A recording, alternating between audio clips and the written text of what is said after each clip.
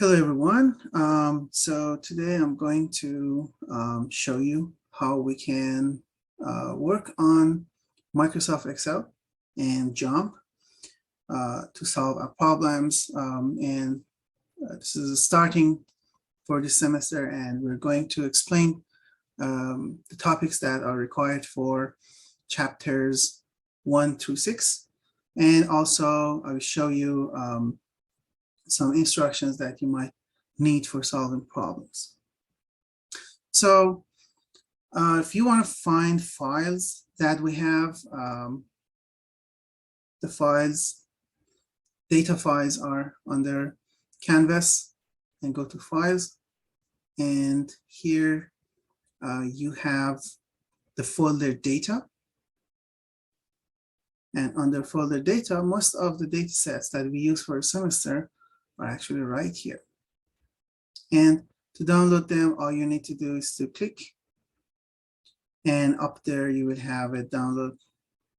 Click on download and you can open it. If you have JMP already installed on your computer, you should be able to easily open it. So the other way is to go through JMP itself. So let's say you already have installed JMP on your computer, and let me just open JMP. And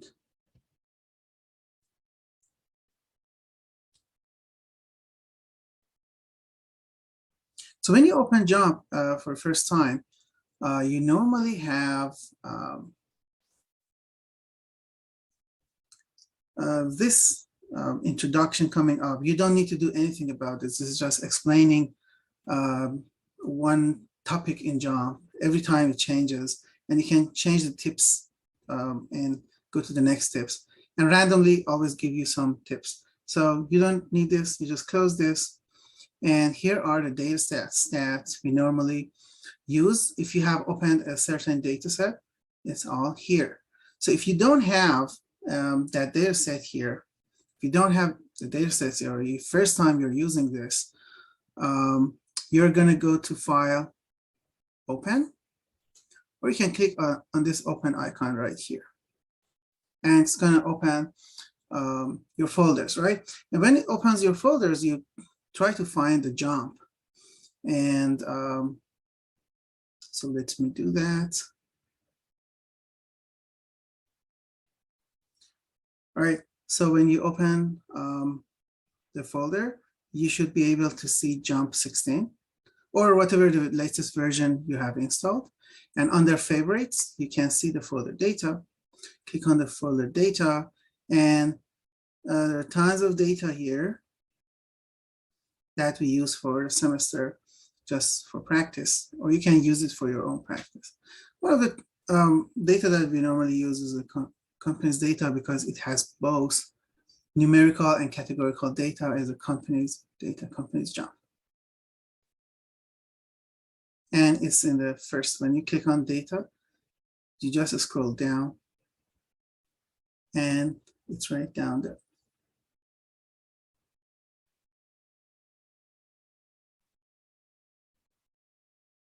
And I'm going to open this from here. Or if you don't have these data, sometimes when you download the JMP, they don't come with it. If not, you just go to Home, go to Files, and find the file that we're teaching from there under folder data. And let's open this company's data, and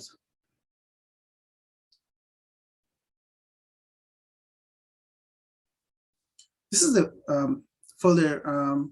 This is the data set companies.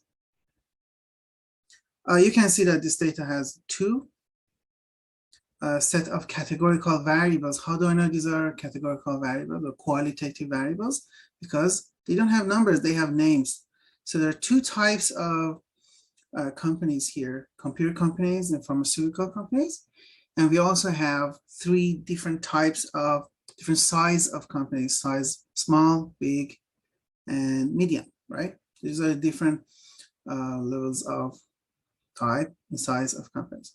How about the rest of the data? The rest of the data are numerical or continuous. So these are continuous, these are categorical. And you remember the level of measurement for categorical variables could be nominal, or it could be ordinal. And how do we know this one? So computer and pharmaceutical, can we rank them and see which one is higher than the other? Of course not. So as a result, we can simply say that this is a nominal variable. How about size of a company? The size of a company, categorical or continuous, it's categorical, is the level of measurement ordinal or nominal? It's ordinal. We can put small, medium, and big companies in order from big and then medium and then small, or inverse. So when you open JMP, if you have a Mac, this is very important. You probably just see the data, but don't see anything up here. So to see those things up here, you need to bring your cursor up to the top of your screen. And when your cursor is on the top of the screen, this menu bar will come down. And the ones that we normally use are the analyze, that we can analyze data using it. Graph, we can create graphs. Or we go to file and we use different options, save as or import or open and those kind of stuff.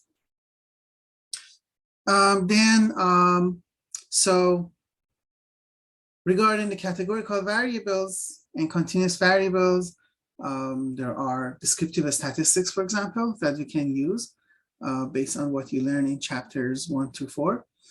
You know that for numerical variables, we look for mean, median, mode, standard deviation. So if you want to do that, it's very simple. You go to Analyze, Distribution.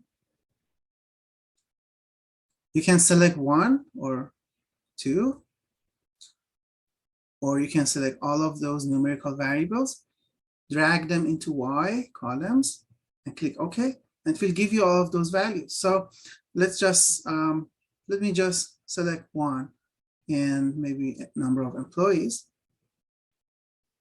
and bring them here and click OK. So what JMP did for me, it's giving me a histogram. Histogram is not the way that we want vertical.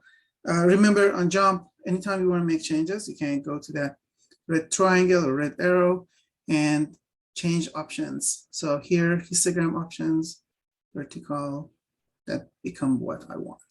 And this case is one of the companies is very big. It has more than 400,000 employees, and it's really far from the rest of the data, right? That's why it does not look that much well. What else do we have? We have max, mean, quartile 1, quartile 3. We have quartile 2 or median, right? What else? We have mean, we have standard deviation, we have standard error, lower and upper 95% of the average, and number of data. So there are other values that are not here. Where do we get them? Again, you want to add information or change information or settings, go to that red triangle, red arrow, and add the information you need. Variance, skewness, kurtosis, minimum, maximum, median, mode, trimmed mean. You know what trimmed mean is, right? Trimmed mean is when you exclude the 5% of your data outliers to the right and left, and then recalculate your average. That actually help us to find out if the outliers have that much effect on our averages. And you can also change the confidence level here. You want to go with 99% confidence, you change that to 99 and change that to 1. And that's it. By default, all JMP problems are defaulted on 95%. For this class, I can say 95% of problems are just using 95%, and that makes the work easy for us. Let's just click OK. All those information are added here. That was for continuous variables, right? So you want to do this for maybe categorical variables. You go to graph. We have a graph builder here. We also have legacy and chart here. So we can use any of these to create some charts for categorical variables analysis. Label, go to Analyze Distribution, and just let's use, for example, size as a variable. Click OK. Of course, a histogram doesn't really make sense here. So that should not be considered. But we have a frequency table, and we can have a number of different counts of different groups and the proportion or probability. So you know that 28.1% of companies are big, 21.8% are medium, 50% of them are small companies. Total number of companies, 32. You want to change this to a bar chart or pie chart, you go to Graph, Legacy, Chart, and you simply drag and drop your variable, categorical variable here into categories X. And can change here from bar to pie or line chart. Can decide it's a vertical or horizontal. And simply click OK. Right? And you can also add some information like percentages, change the color. And I told you, anytime you want to make changes to settings, all you need to do is to go to that red arrow and make changes. Color setting, legend, and you want to show different values. Okay, and then you can also right click here. I think you can add some stuff like change it to pie. And on the bars, you can add labels, percentage, for example, label by row or label by value. Okay, so you can do all of those stuff. You can change colors. So I leave that to you. I tell you where to get those settings changed, but I'm not going to go through it. It's going to take time. So it's your responsibility to work on those options. And you want to change this to a pie chart, you just, I could immediately do it from there, or I can go here again and from the beginning change this to pie.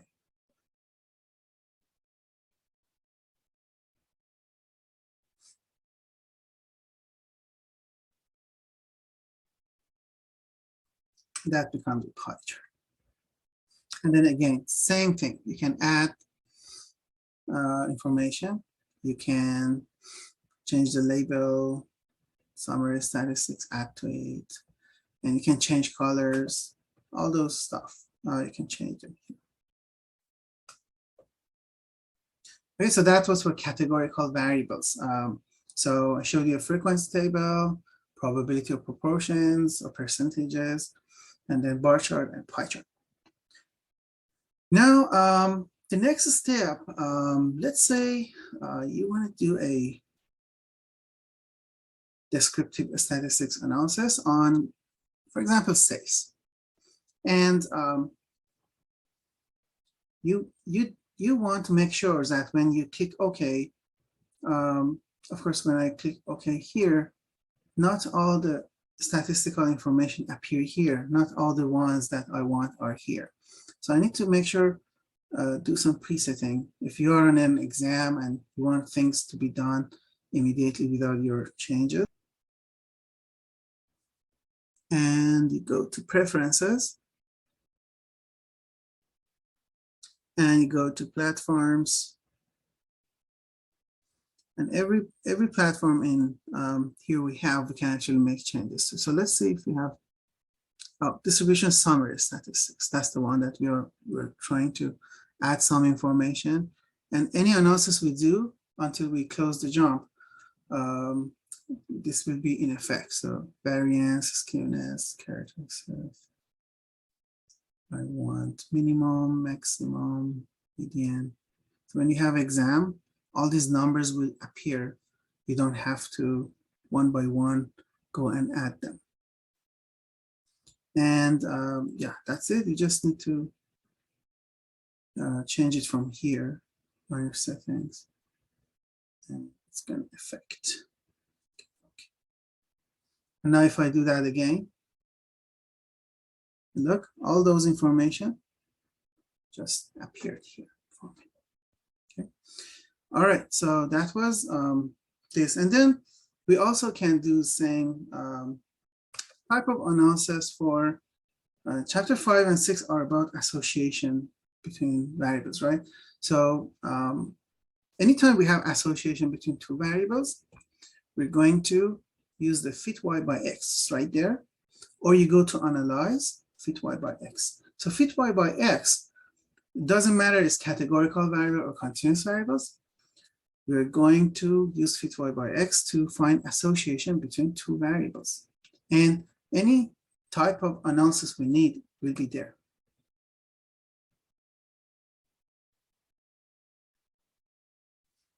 All right, now I can have an analysis for continuous variables or categorical variables, right? For continuous variables, let's say my sales is very important to me, so I want to know association between sales and, for example, number of employees. Can I have more sales? Are sales and number of employees somehow associated significantly? And I want to analyze that, right? That's what you learn in chapter 5 and 6. So click OK. That's all you have to do. You have a response variable, and you have an explanatory or X factor or independent, dependent, or explanatory response. Click OK. So response always goes to Y, and explanatory always goes to X. That's a scatter plot. And you can realize that one of the companies is so big that the number of employees are a lot more than others. That's why it's outstanding outlier. And also in regards to sales, they are actually like 60,000. It's actually million, in millions, so it's a 60. Okay, so what can I get here other than the scatter plot that shows the pattern of association? That seems a little bit positive association, it looks linear. What else can I get?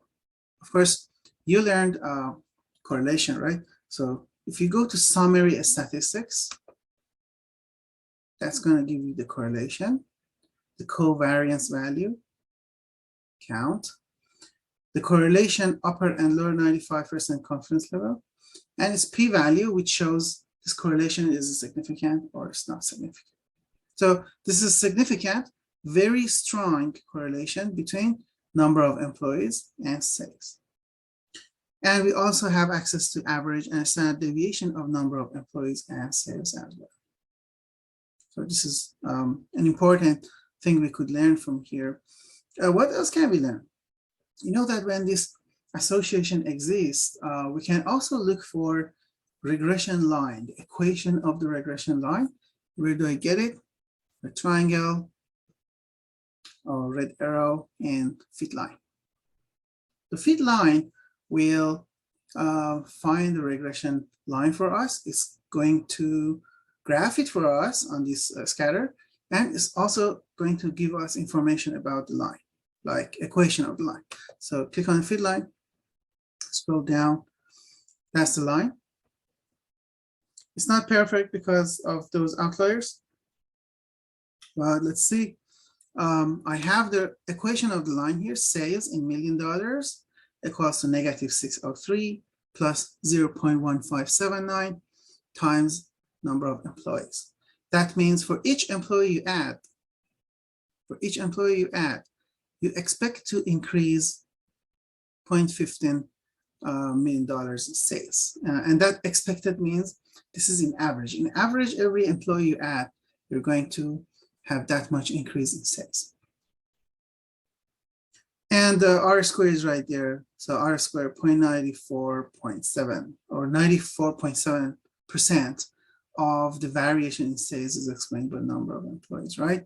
And then we can see that this model is significant or not.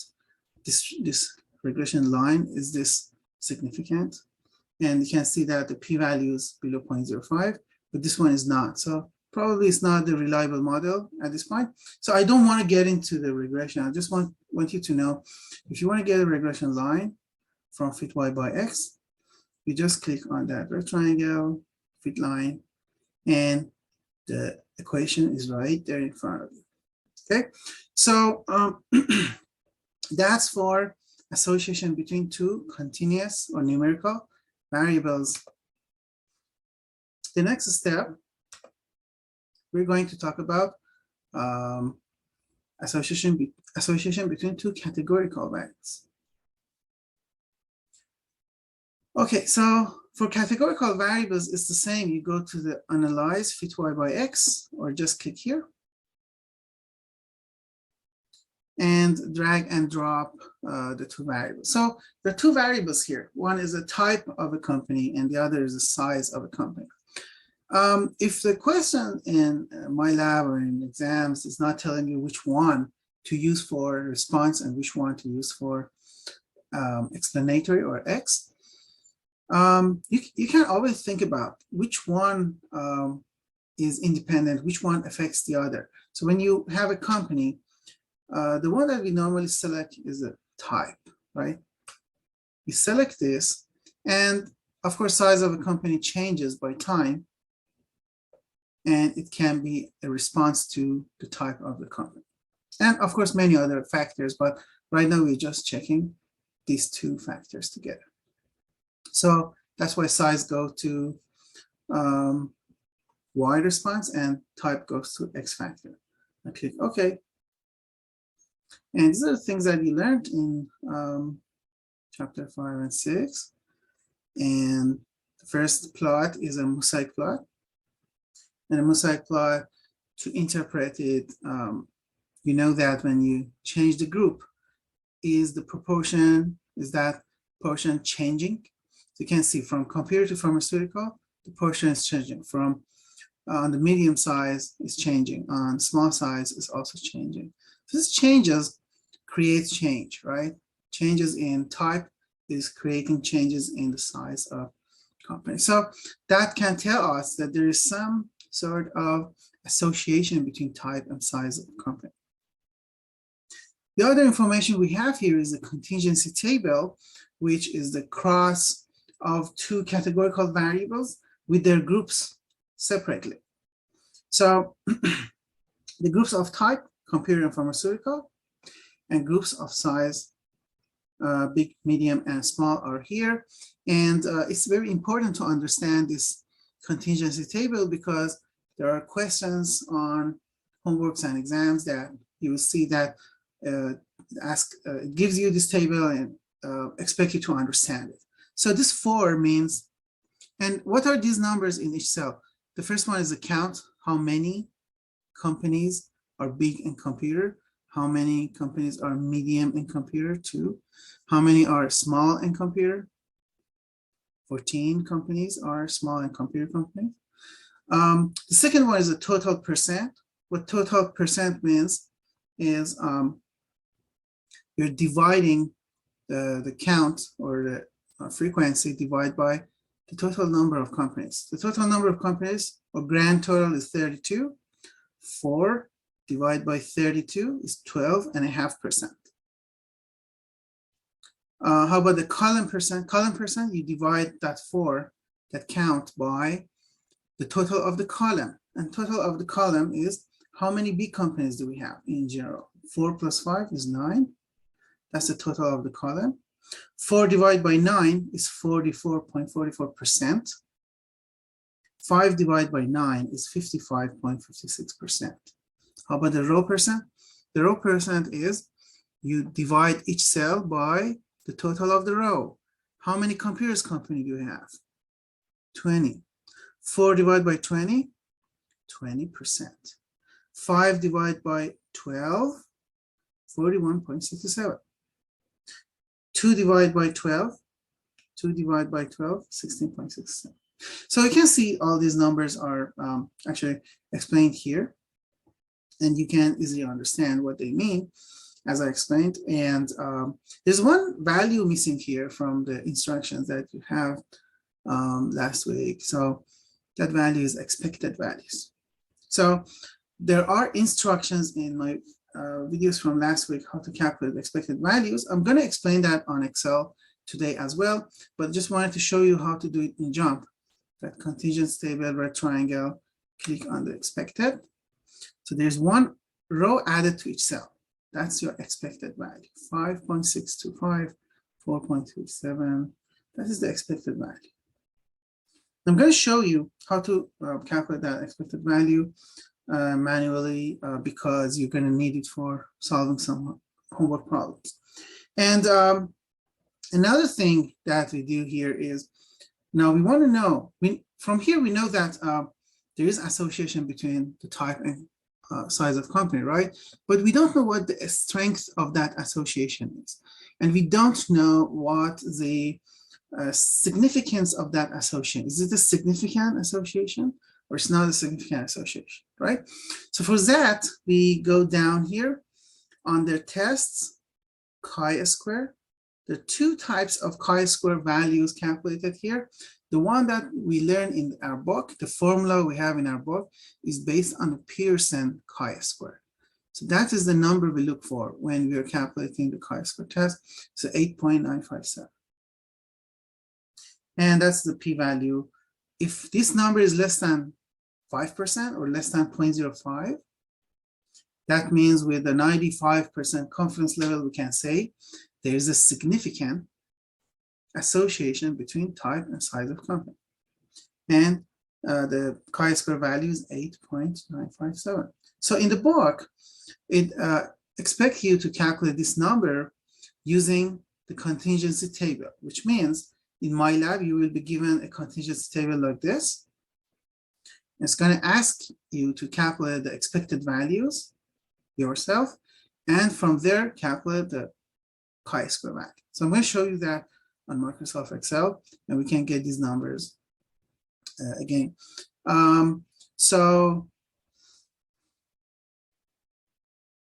Okay, so the next important thing that normally students struggle with is working with Microsoft Excel and JMP together, and that's sometimes difficult. So the same data set can be actually saved as an Excel file. So you go here, File, you click on Save As, and when you click on Save As, you can select saving it as an Excel file. And it's going to ask you about, you might lose some information. Is that okay? You just click OK, and that's totally fine. So I have already created an Excel file the same way I told you. Go to File and Save As and get it from there. Or I actually have this file. This is companies.jmp, and you should have here companies Excel. It's also on your canvas. So you can go there and just download and open it. We're going to use this.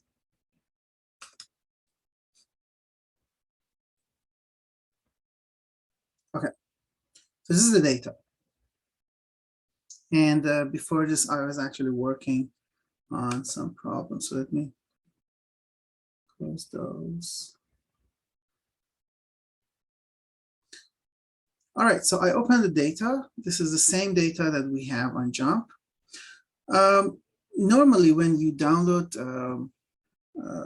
data from MyLab, they are in Excel format. You can download them in Excel format. And when installing when you are installing JMP, there was a part that asked you, do you want to add on Excel add-on? And if you check that box, you can see on top, on the right-hand side, I have JMP. So if I click on this, and let's say I want to create some distribution, right? I want to get the histogram and mean, median, mode. And if I click on this, it's going to open the same data in JMP and put it on distribution for me.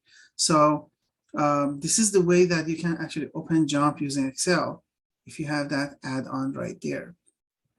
And again, when you're installing, you can check that box that say Excel add-on, and that will add the JMP here. If not, no problem. You can actually copy data, of course, all of the data.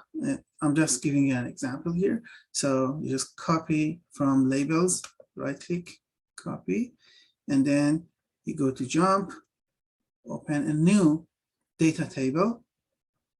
That new data table, you can go to edit, do not paste, but paste with the column names. You paste with the column names, those labels will go on top as a label, and it will work.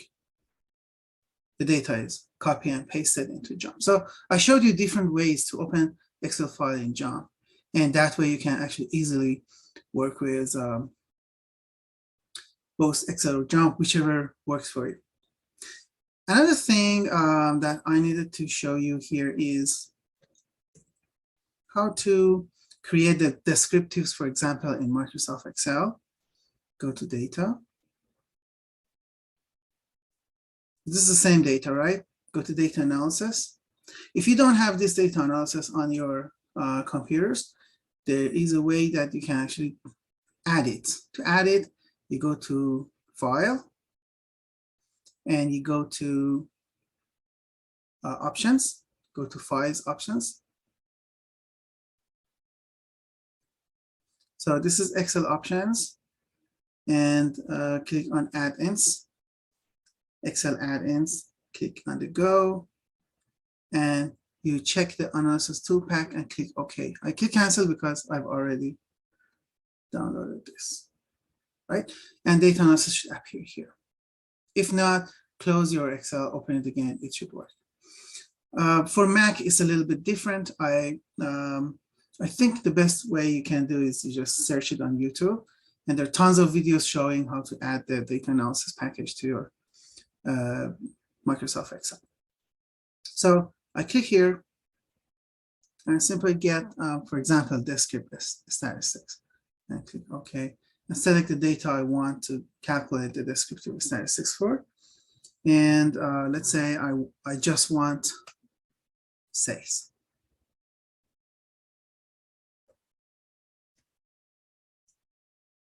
And click label first because I selected label on the first row, and I want summary statistics. Check that. And it's gonna show answers, solutions in a new work data table. It's right there, as easy as that. I have my average, sales, standard error, median. There's no mode, so not applicable, and so on. Okay, going back to complex data. Another thing that is important, and normally students get confused with it, is creating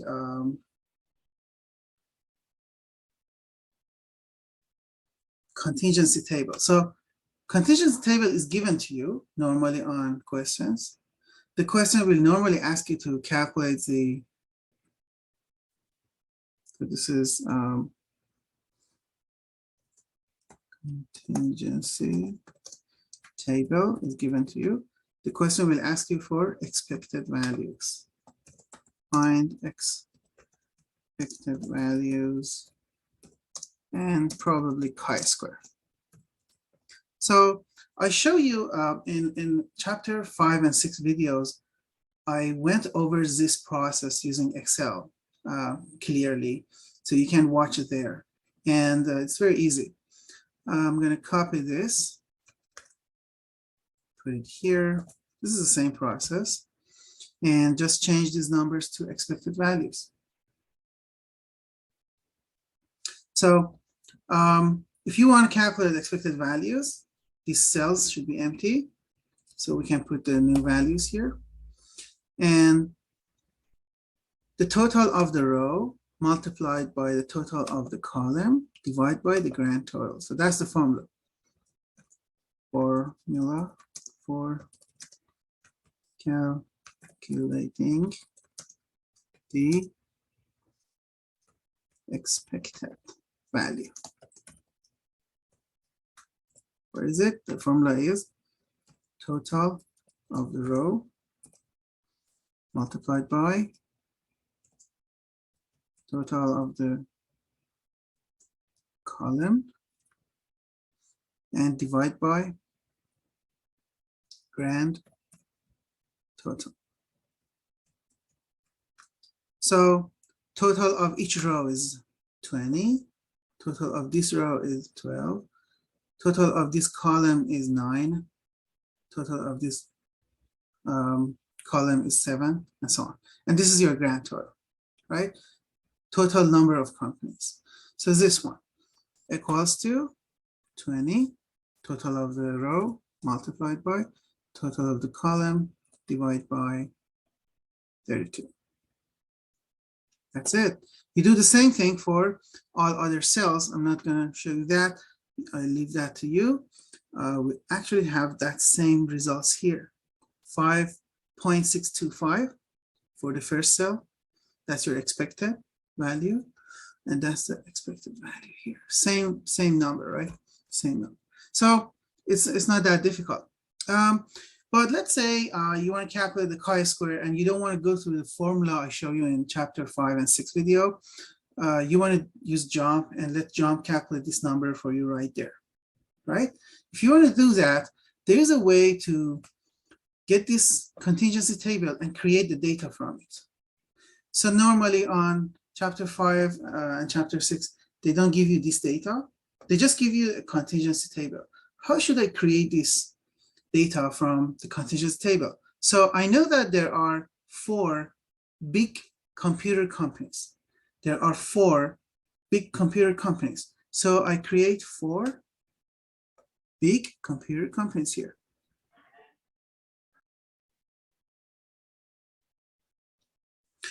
All right, so I taught you how to calculate the expected values. And next, I want to show you how to create these data sets so you can convert it into JMP. And from there, you can use the fit y by x to find the chi-square value. So I know that I have 4 big companies, big companies. So 4 computer, 4 big, right? So this is the first. I can make this maybe in a different color so it can be highlighted. Okay, so these ones can be like maybe yellow. And the next one is 2 medium computer companies. 2 medium computer companies. Change the color to blue. And then I have 14 small computer companies. 14 small computer companies. And then I have 5 pharmaceutical big companies. 5 pharmaceutical big companies. Right there. And then I have 5 another medium pharmaceutical companies. 5 pharmaceutical.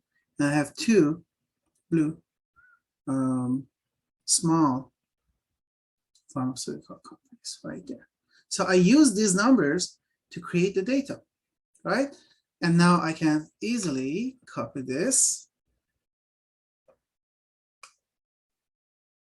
to JMP, or just open it in JMP using this icon here. And so I'm going to open it in JMP.